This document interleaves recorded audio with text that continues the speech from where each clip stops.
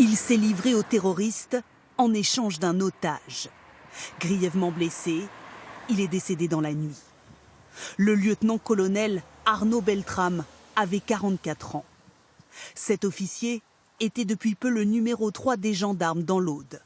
Dès l'annonce de sa mort, des habitants sont venus spontanément saluer son courage.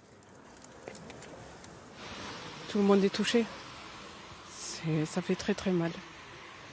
C'est affreux, affreux, affreux. Il a fait ce qu'il fallait pour sa patrie, pour la France. Donc voilà, cet homme, il a tout mon respect. Voilà. Le voici, filmé il y a 3 mois à peine. Arnaud Beltrame participait à une simulation d'attaque terroriste dans un centre commercial. On le voit ici, en plein briefing. Donc on est sur les premiers éléments d'intervention. Un scénario presque similaire à celui d'hier, dans lequel il n'a pas hésité à sacrifier sa vie.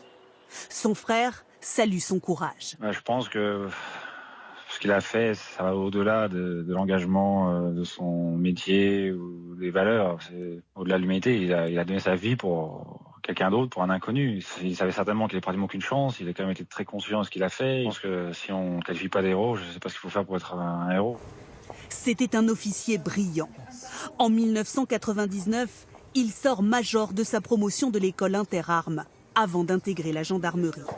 Celui qui aujourd'hui commande l'école était à l'époque dans la même classe que lui. Et voilà, donc là nous nous trouvons devant la photo de la garde au drapeau de l'école militaire interarmes, drapeau porté par Arnaud Beltrame. Et je trouve que cette photo illustre particulièrement la personnalité d'Arnaud, avec ce regard clair et ce sourire. Et puis avec donc honneur et patrie, écrit en lettres d'or sur le drapeau, qui illustre vraiment voilà, ce sens du service de la patrie qu'Arnaud avait chevillé au corps.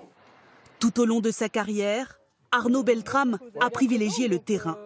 Le prestigieux GIGN dans l'escadron parachutiste, la garde républicaine, puis le commandement de la compagnie d'Avranches dans la Manche. L'ancien maire connaissait son sens du devoir. C'était un homme très engagé, avec un sens du service hors du commun, avec un amour de son pays, de sa patrie. Et ce qu'il a fait hier ne me surprend pas. Quand on connaissait Arnaud Beltrame, quand on le pratiquait un peu, on savait qu'il était capable de faire ce genre de choses. Sans enfant, Arnaud Beltrame était marié civilement. Il avait prévu une cérémonie religieuse le 9 juin prochain.